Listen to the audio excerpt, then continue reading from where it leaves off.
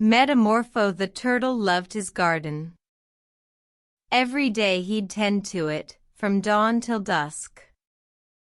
With a watering can, he'd gently sprinkle, making sure each seed had a drink, no fuss. One day, a special flower appeared, its petals shimmering in the sun. Metamorpho was intrigued. He'd never seen one. He decided to take a closer look when the day was done. Under the moonlight, he approached the flower. Its beauty captivating him, he felt a strange power.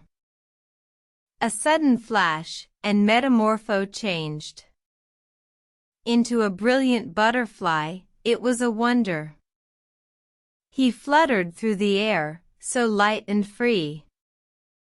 His heart was filled with joy he couldn't believe. He realized then, with a magical flower's seed, he could transform again and live his dream. Metamorpho settled down in his new form, in the garden he'd tended since the start.